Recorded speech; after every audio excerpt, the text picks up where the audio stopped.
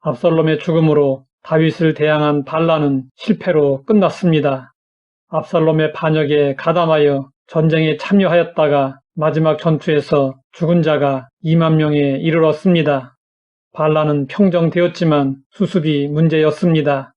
이스라엘 백성들 사이에서는 의견이 분분했습니다. 결국은 다윗을 이스라엘의 왕으로 다시 섬겨야 한다는 결론에 이르게 되었습니다. 다윗은 예루살렘으로 돌아오게 되었습니다.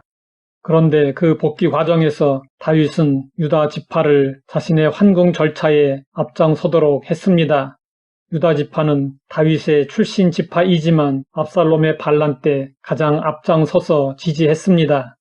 다윗은 이런 잘못이 있는 유다 지파에게 자신의 환궁을 주도하는 역할을 맡긴 것입니다. 또한 다윗은 압살롬 반란군의 대장이었던 아마사를 자신의 군대 장관으로 영입했습니다. 일반적인 경우라면 압살롬의 반란에 앞장섰던 유다 지파는 배제되어야 마땅하고 자신을 지지했던 다른 지파에게 왕의 환궁 절차의 역할이 주어져야 했습니다. 또한 압살롬의 군대 장관이었던 아마사는 처형을 당해야 마땅하고 압살롬의 군대를 격퇴한 요압과 다른 장수들에게는 포상이 주어져야 했습니다. 그런데 압살롬의 반란 이후에 다윗의 사태 수습은 사람들의 생각과는 정반대로 진행되었습니다. 다윗은 왜 상식과 반하는 정책을 펼쳤을까요? 다윗의 정책은 한마디로 갈등을 봉합하려는 유화책이었습니다. 압살롬의 반란으로 민심이 분열되었습니다. 다윗에게 주어진 가장 중대한 과제는 민심을 통합하여 이스라엘을 다시금 통일된 신정 국가로 되돌리는 데 있었습니다. 다윗은 이를 위한 노력의 일환으로 유다 지파에게 중요한 역할을 맡겼습니다. 그리고 아마사에게 징벌을 내리지 않고 자신의 측근으로 영입하고자 했습니다. 그러나 다윗 주변 사람들은 다윗의 이러한 유화 정책을 받아들이지 못했습니다. 다윗이 자신의 출신 지파인 유다 지파에게 내 형제요, 내 고륙이라고 말한 것이 다른 지파들의 오해를 불러일으켰습니다. 이로 인해 나중에 세바의 난이 일어나게 됩니다. 또 다윗의 친족이자 반란군의 대장이었던 아마사를 군대 장관으로 영입한 인사 정책도 요압의 불만을 일으켰습니다. 결국 요압은 아마사를 죽여버립니다. 이렇게 다윗의 포용 정책은 주변 사람들에게 거부되었습니다. 다윗도 어느 정도는 짐작했을 것입니다.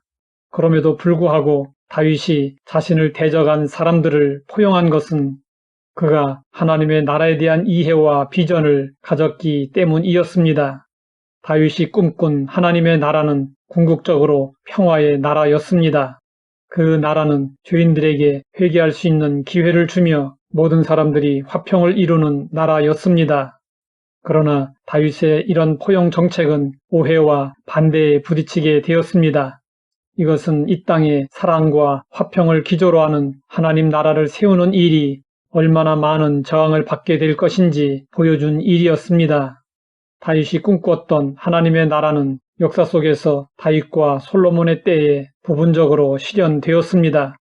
하지만 궁극적으로는 예수 그리스도에 의해서 완성되었습니다. 이에 대해 성경은 말씀하고 있습니다.